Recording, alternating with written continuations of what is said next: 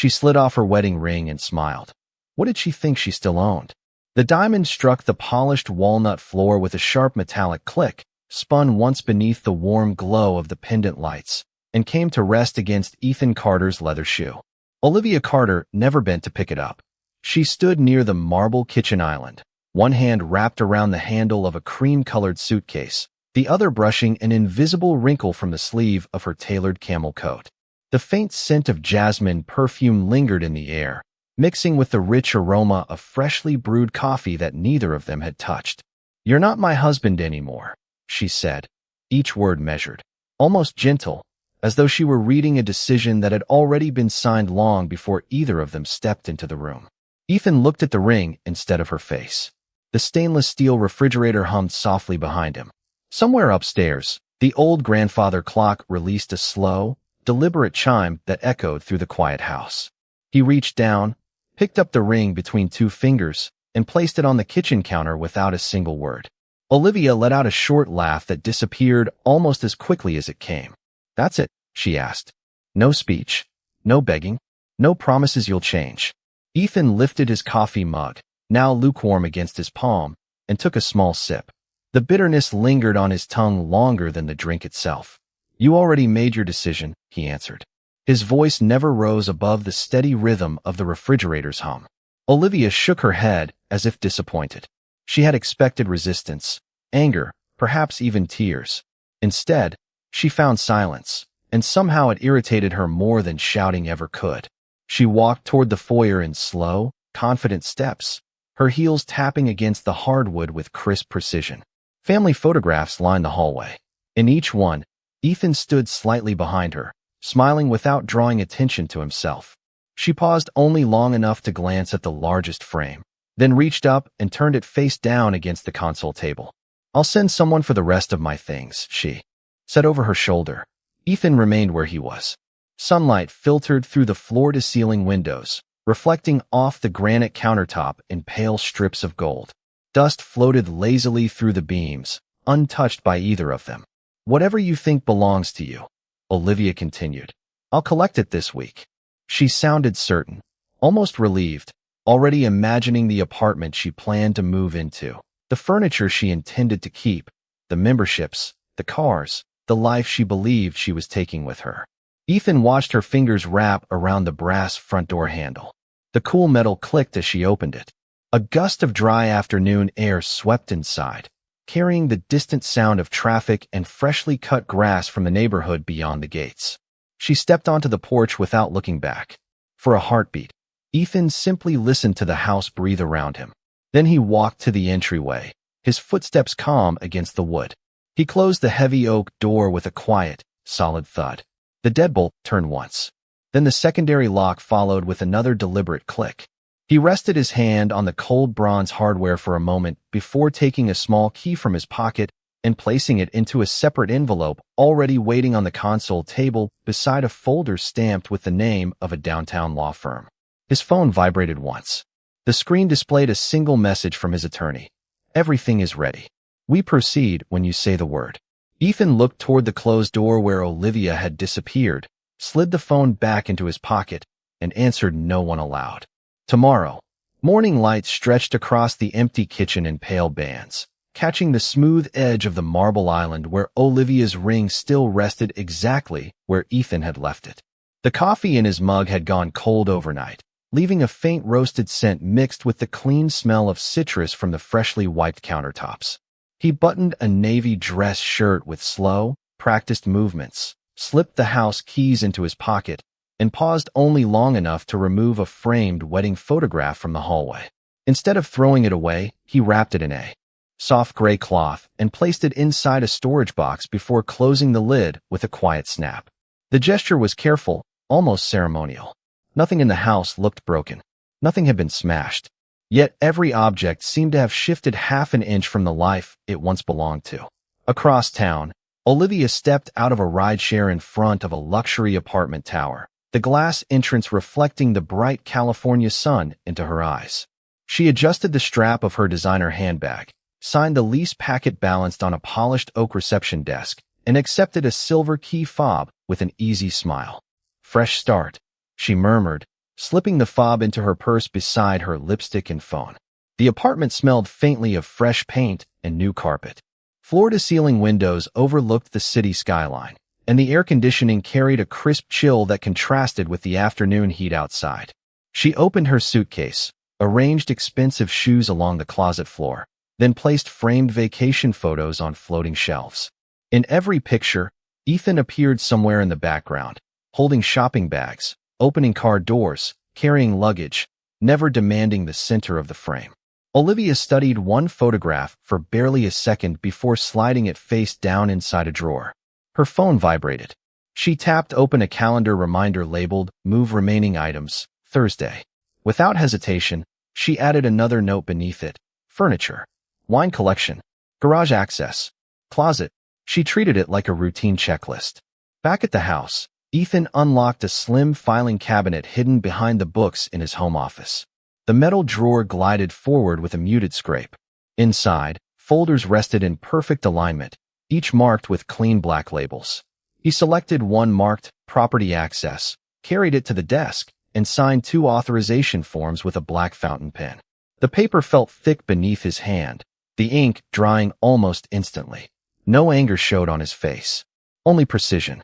He sealed the documents inside a large envelope, pressed it flat with his palm, then walked to the front hall where a courier in a brown uniform waited beside the open doorway.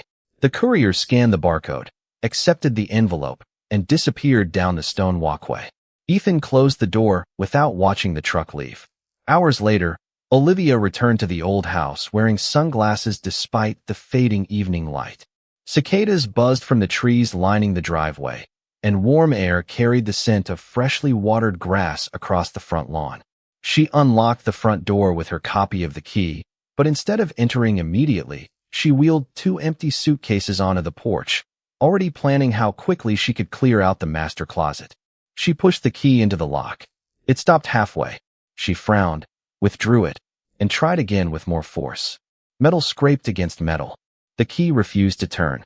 She glanced at the brass deadbolt, then at the silent windows reflecting only her own image. At that exact moment, her phone buzzed with an official email. The subject line contained only 7 words: notice of immediate change to property access. She stared at the screen as the unread message waited beneath her thumb. The glow from Olivia's phone washed across her face as she opened the email beside the locked front door. The brass handle remained cold beneath her fingertips while cicadas buzzed through the hedges and the porch light flickered on automatically above her head. The message was brief, written in careful legal language that carried no trace of anger. It informed her that residential access credentials had been revoked pending the division of property and that all future entry required written authorization. She read it twice, then laughed under her breath as if the wording itself were ridiculous. He actually changed the locks, she muttered, slipping the phone into her purse before pressing the doorbell. The chime echoed somewhere deep inside the house. No footsteps followed. She knocked harder, the sharp sound bouncing off the stone columns framing the porch. Still nothing. After another minute, she pulled out her phone and called Ethan. The ringtone continued until voicemail answered with the same calm greeting she had heard for years. She ended the call without leaving a message, squared her shoulders, wheeled her empty suitcases back toward the driveway, and drove directly to the storage showroom where she had already arranged movers for Thursday morning. Inside, cool conditioned air carried the smell of fresh cardboard and polished concrete.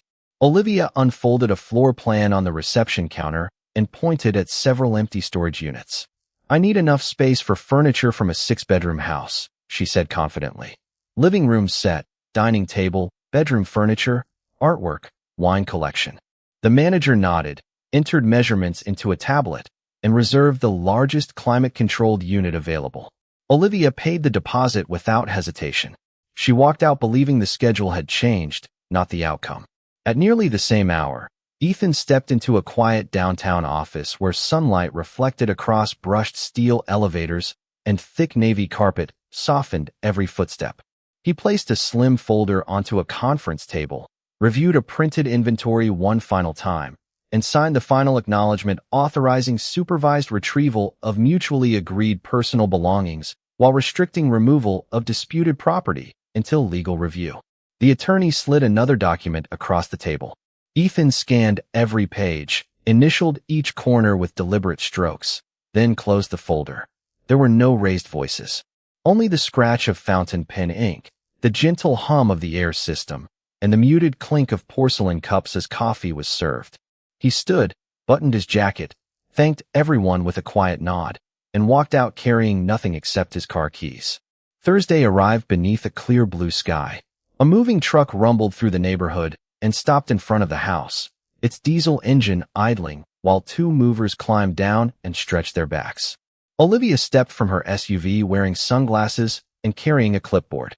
She pointed toward the front entrance before the movers could ask a question. One of them reached for the bell. Before his finger touched it, the front door opened from inside. Ethan stood there in a charcoal sweater, sleeves rolled neatly to his forearms. The cool air from the house drifted onto the porch, carrying the faint scent of cedar and brewed coffee. He did not step outside. Instead, he held out a cream-colored envelope sealed with a blue legal sticker. Olivia accepted it automatically.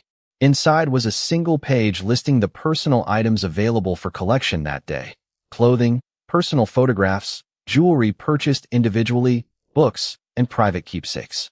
Every item of furniture, every vehicle, every decorative piece, every household account, and every object she had instructed the movers to load appeared under one simple line: pending ownership verification. Removal not authorized. The movers exchanged uncertain glances and slowly lowered their dollies back onto the pavement. Olivia folded the paper once, looked directly at Ethan for the first time since leaving the house, and said, "Then we settle this face to face." Olivia folded the document with deliberate precision and tucked it back into the cream-colored envelope before handing it to one of the movers. "Give us a few minutes," she said. The men exchanged quiet nods, rolled their empty dollies toward the truck, and waited beside the open cargo door while the diesel engine idled with a low, steady rumble. Ethan remained just inside the threshold, one hand resting lightly against the oak door, cool air drifting from the foyer into the warm afternoon. The faint scent of cedar polish mixed with freshly brewed coffee lingered behind him, as if the house had continued its ordinary routine without noticing that its owners no longer shared the same life. Olivia stepped onto the slate porch, her heels clicking once before she stopped. "I'm not here to argue," she said evenly. "I'm here to take what's mine." Ethan looked past her toward the moving truck instead of answering immediately. A sprinkler hissed across the front lawn, sending tiny drops into the sunlight where they shimmered like glass. "Your personal belongings are packed in labeled boxes," he replied. "Everything on the list is waiting in the garage." She crossed her arms. "The dining room furniture, the artwork, the wine cellar, the cars." He shook his head once. "Not today." Neither voice grew louder. The silence between sentences carried more weight than either of them seemed willing to admit. Olivia stepped closer until only the width of the doorway separated them. "You knew I planned this move." Ethan nodded. "Yes." "And you waited until now." "Yes." She searched his face for hesitation and found none. Instead, he reached behind the door, lifted a small cardboard archive box, and set it carefully onto the porch between them. The corrugated surface scratched softly against the slate. A white inventory label listed sweaters, family photographs, journals, a jewelry case, and several books with her name neatly printed beneath each item. Ethan slid the box gently toward her with the toe of his shoe. "These are yours," he said. "Take them today." Olivia stared at the box without bending to touch it. The expensive leather suitcases waiting beside the walkway suddenly looked far too large for what she had expected to carry away. One of the movers glanced toward the house, then quietly looked back at the truck, sensing the conversation was not over. A breeze stirred the maple leaves overhead, scattering small shadows across the porch. Olivia finally spoke again. "You really intend to stand in that doorway and pretend this house belongs only to you?" Ethan rested both hands loosely at his sides. "I'm standing here because until ownership is determined, no one removes property that isn't clearly theirs." She let out a slow breath through her nose, turned away from the doorway, then walked down the steps to the movers. They straightened immediately. "Unload the dollies," she said. "We're leaving." The men closed the truck's rear gate with a heavy metallic slam that echoed through the quiet neighborhood. As the engine growled to life and the truck pulled away from the curb, Olivia opened the driver's door of her SUV but stopped before getting inside.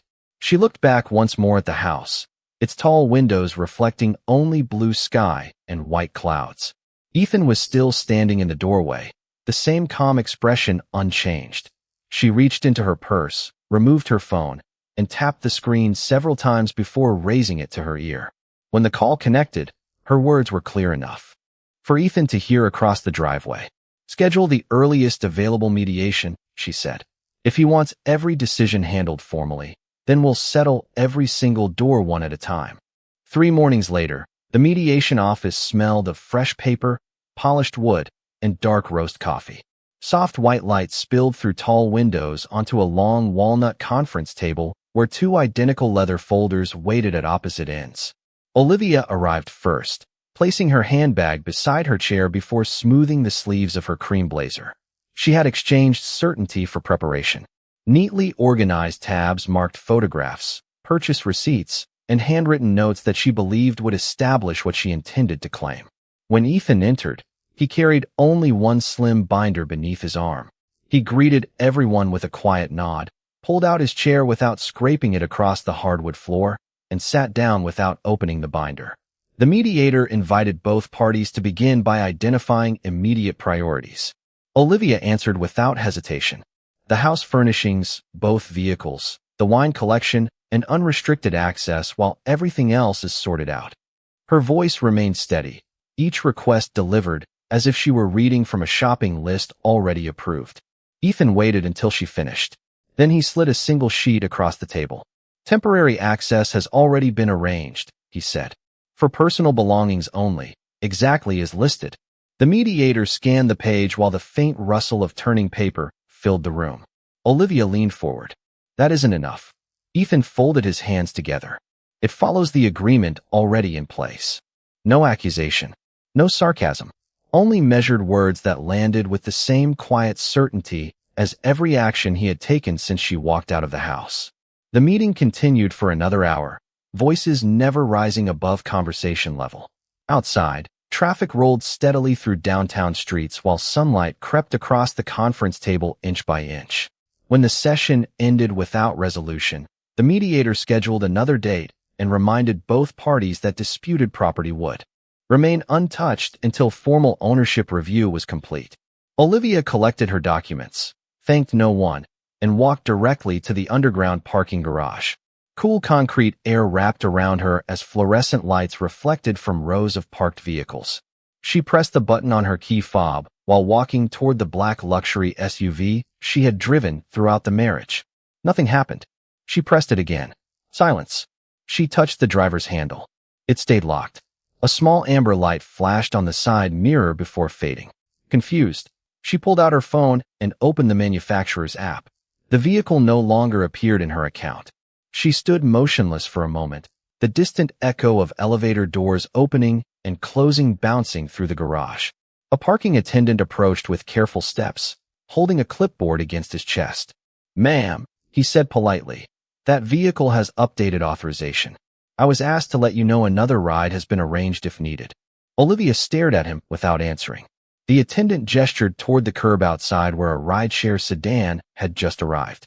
She turned away, the sharp sound of her heels striking the concrete floor echoing through the garage, and climbed into the waiting car without another word. At the same time, several miles away, Ethan parked the SUV inside the home's garage, shut off the engine, and rested both hands on the steering wheel for a brief second before stepping out. He removed the key fob from his pocket, placed it inside a small lockbox mounted beside the interior door, and spun the combination dial until it clicked into place. Then he walked into the quiet house, closed the garage door behind him, and locked the door leading into the kitchen.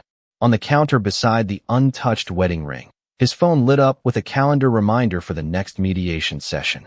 Ethan opened it, tapped one button, and confirmed his attendance without changing a single condition already in place. The following Monday, a thin layer of morning fog clung to the city streets before giving way to bright sunlight that flashed across the mirrored windows of Olivia's apartment building.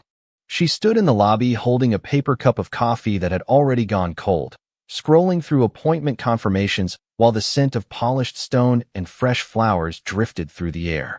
One by one, she began rebuilding the routine she believed still belonged to her. She called the private wine storage facility to arrange a pickup.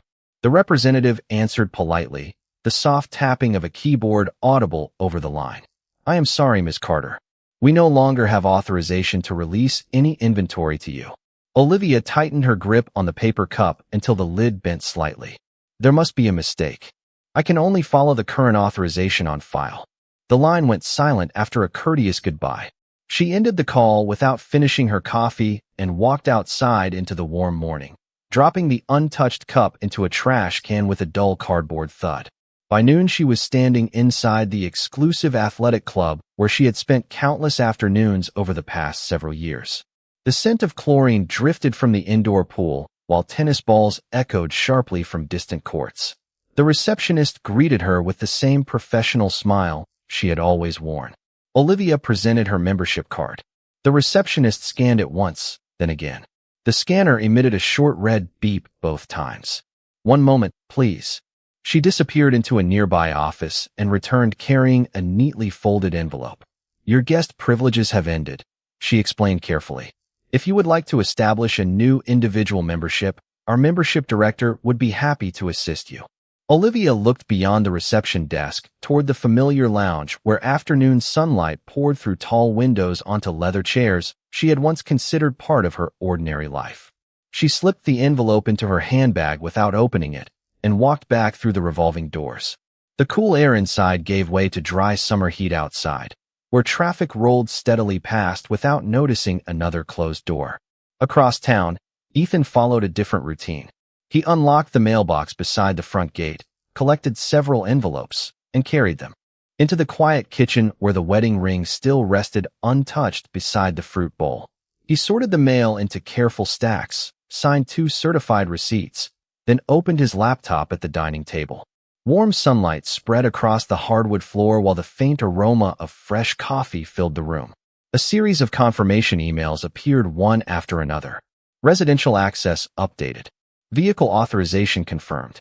Insurance records acknowledged. Temporary property protections extended.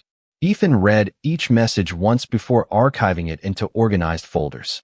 Every action was ordinary. Every click quietly reinforced the boundaries already in place. Late that afternoon, Olivia arrived at the neighborhood carrying a single small duffel bag instead of moving boxes. She parked across the street and sat behind the steering wheel watching the familiar house through the windshield. Wind stirred the oak branches above the driveway, scattering moving shadows across the stone walkway. After several minutes, she stepped out, crossed the lawn, and rang the bell once. Ethan opened the door almost immediately. Neither smiled. Neither looked surprised. Olivia held up the empty duffel bag. "I only came for a few personal things that were not in the inventory." Ethan listened without interrupting. Then he reached into the hallway closet, removed another labeled storage box, and placed it gently on the porch. "Everything identified as personal has already been packed," he said. "If something is missing, send the list through mediation." Olivia looked at the small box, then past Ethan into the silent house that had once welcomed her without question. She did not pick it up. Instead, she stepped backward, met his eyes for one long second, and said quietly, "Then I will stop asking for permission. I will ask the court instead." She turned, walked down the path without looking back, and Ethan closed the front door with the same calm, deliberate click that had begun changing everything. Icy rain tapped against the courthouse windows as muted conversations echoed through the marble hallway, but inside the mediation room the air remained cool, dry, and almost unnaturally still. Ethan placed his slim binder on the walnut table with quiet precision while Olivia arrived carrying 2 thick folders filled with organized tabs and highlighted documents. Neither reached for a handshake. Neither looked away first. The mediator invited them to continue with disputed household property, and Olivia immediately slid several photographs across the table. They showed the living room, the dining area, the wine cellar, and the black SUV parked beneath the garage lights. "Those were our shared assets," she said evenly. "I live there. I maintain that home. I use those vehicles every day." Ethan waited until every photograph had been examined before opening his binder. He removed a single inventory sheet and placed it beside the pictures instead of on top of them. The paper lay perfectly flat beneath the bright ceiling lights. "Usage and ownership are different," he said. His voice never rose. The only sound afterward was the faint scratching of the mediator's pen. Olivia leaned forward, her fingertips resting against the polished wood. "You keep repeating the same sentence as though it changes reality." Ethan met her eyes without moving. "It does not change reality. It describes it." The room fell silent again. Warm coffee steamed gently from untouched cups while the faint scent of printer toner drifted from a nearby copy machine outside the conference room. Olivia gathered the photographs into a neat stack, then pushed them back into her folder with sharper movements than before. "So this is what you wanted," she said, "to make every step difficult." Ethan shook his head once. "No, I wanted every step to be clear." The mediator requested a short recess. Chairs slid softly across the floor as everyone stepped into the hallway. Olivia walked toward a tall window overlooking downtown traffic, folded her arms, and watched the headlights crawling through the wet streets below. Ethan remained near the conference room door, reading a notification on his phone before slipping it back into his jacket pocket. When the session resumed, the mediator asked whether either party wished to propose a practical path forward before formal court proceedings. Expanded the dispute. Olivia answered first. "I want unrestricted access until everything is decided." Ethan reached into his binder and removed one final envelope. He pushed it gently across the table.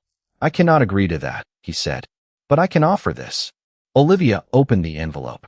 Inside was a typed proposal allowing one supervised visit to retrieve any additional personal belongings that could be mutually identified on site, with every disputed item remaining untouched until the court ruled. No hidden conditions, no emotional language, only dates, times, and signatures waiting to be completed. She read every line beneath the steady hum of the ventilation system. The paper barely trembled between her fingers. "You already decided every limit before I walked into this room," she said quietly. Ethan answered without hesitation. "I decided the boundaries. The court will decide the ownership." Olivia folded the proposal carefully instead of tearing it apart. She slipped it back into the envelope, stood from her chair, and gathered both folders against her chest. "Then I will not sign today," she said.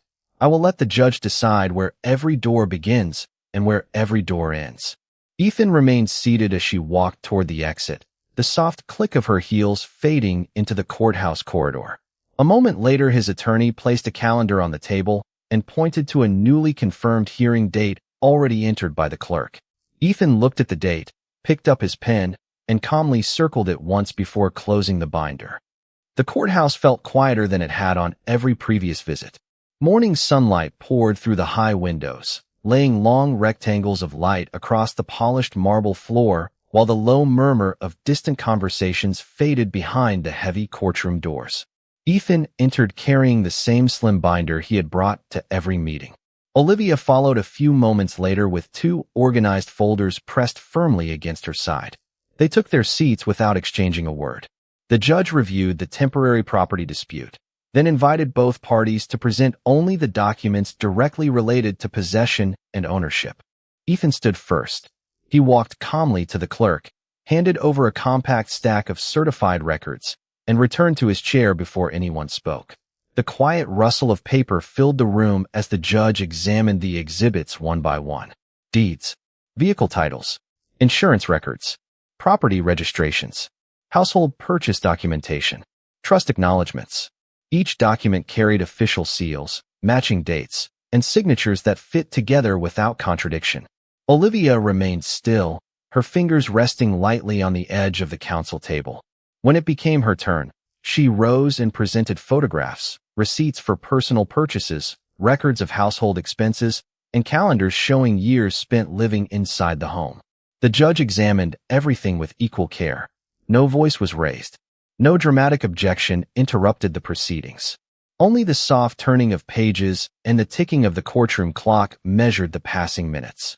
After a long silence, the judge looked up.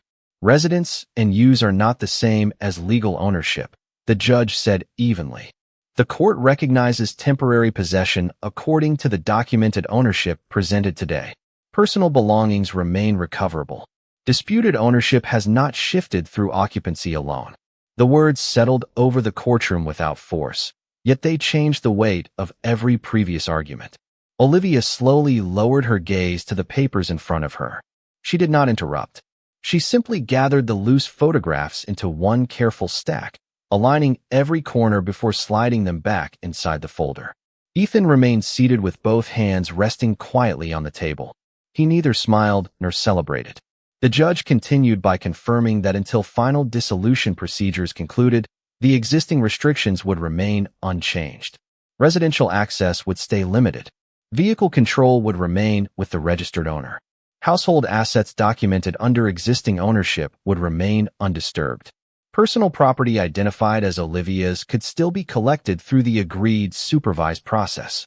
The gavel struck the wooden block once. Its crisp sound echoed briefly through the courtroom before disappearing into silence. Outside, the afternoon air carried the scent of freshly cut grass across the courthouse steps. Reporters hurried past toward another hearing, paying little attention to the couple walking in opposite directions. Olivia stopped halfway down the broad stone staircase.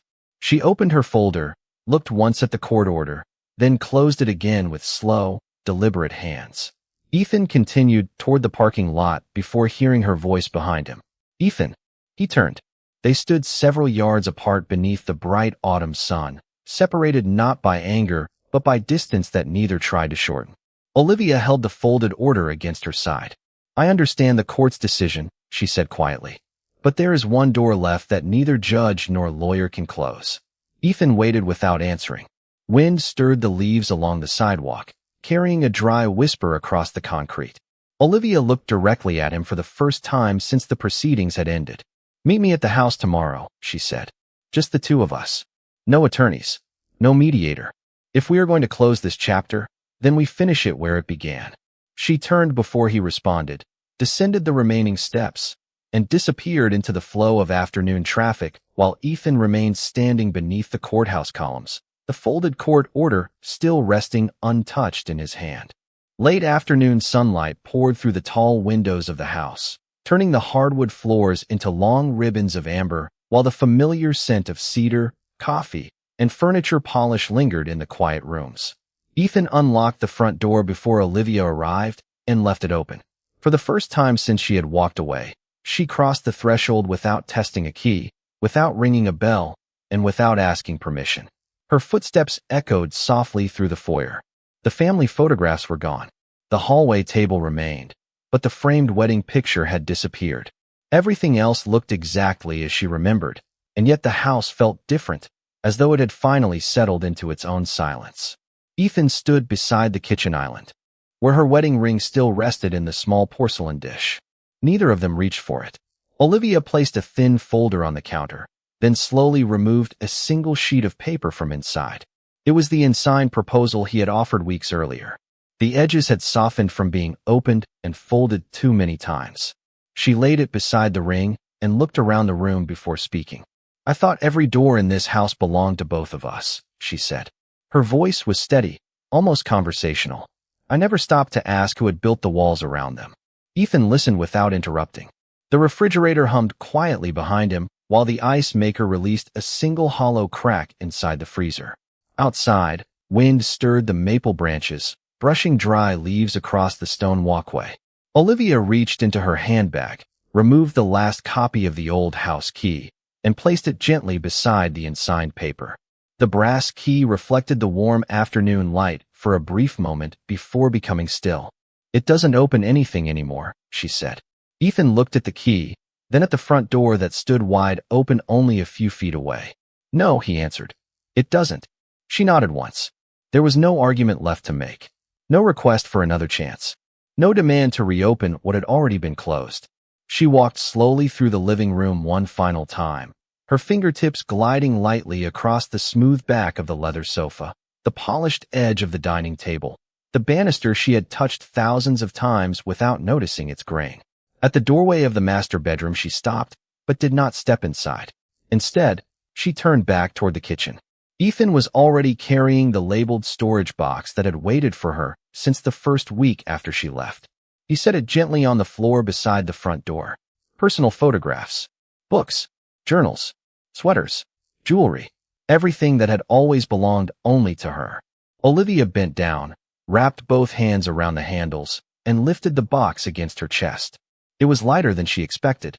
She glanced once more toward the kitchen island where the wedding ring remained untouched. Keep it, she said quietly. It belongs to the life that stayed here. Ethan picked up the ring, opened a small wooden keepsake box, and placed it inside before closing the lid with a soft click. He did not put it back on the counter. He did not hand it to her. He simply set the closed box inside a drawer and shut it. Then he walked with Olivia to the front porch. The evening air felt cool against the fading warmth stored in the stone steps. She carried the box to her car, opened the trunk, and slid it carefully inside before closing it with a muted thump. When she looked back, Ethan was standing in the doorway exactly where he had stood on the day she left. Only now the expression on his face held neither resistance nor restraint. It held completion. Olivia gave a small nod, climbed into her car, and drove away without once looking into the rearview mirror. Ethan watched until the taillights disappeared beyond the bend in the street, then stepped inside, closed the heavy oak door, and turned the deadbolt with one calm, deliberate click, not to lock her out, but to close the last door of a marriage that had already ended the moment she said he was no longer her husband.